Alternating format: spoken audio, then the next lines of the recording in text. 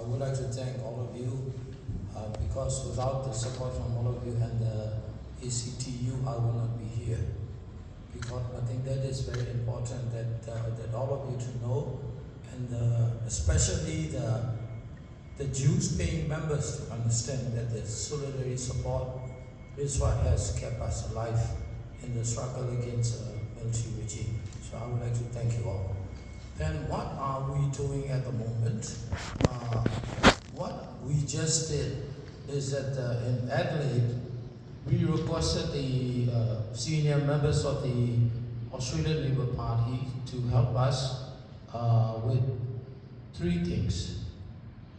One is to help us to host a side meeting in Geneva in November, where the ILO is going to help governing body meeting, and at the governing body to help us and host a Burma side meeting. The government of Australia as a government in Asia Pacific to take the lead in hosting a Burma meeting in November in Geneva.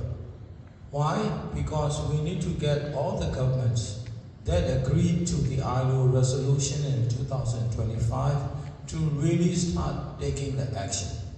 Because resolutions are good, but without follow-ups, we're not going to have results. And the dictators will just say, okay, you have a resolution, we don't care.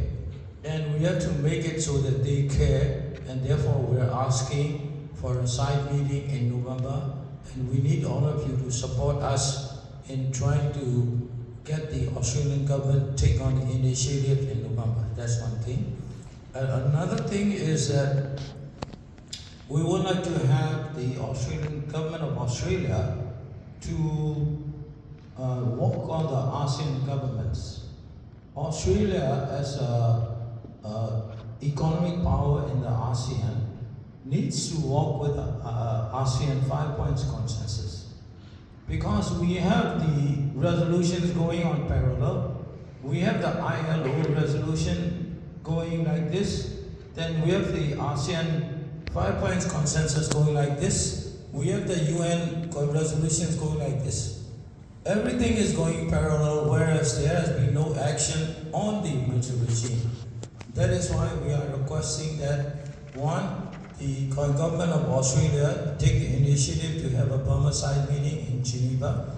Number two is to work with the ASEAN governments so that the action by the Australian government at the ILO is tied up to the ASEAN 5 points consensus, and that way we can get the military regime to respond to what the international community expects, which is returning Burma to the rightful owners, the people. So what have we been doing for us? We have been concentrating on that. There have been resolutions passed. And there's another thing that we really would like to see is that the Parliamentary Subcommittee on Foreign Trade did a survey, and there is a set of recommendations that has been, put up by the Parliamentary Committee on Foreign Trade and Defense. And these recommendations, we would like to have the government to really pick it up. These recommendations can be used as a roadmap by the government of Australia when they are trying to deal with the military regime. So these are the three things that we are now requesting, and we would like all of you to help us in pushing the government of Australia on solving their thinking on solving the problem of Myanmar. Thank you very much.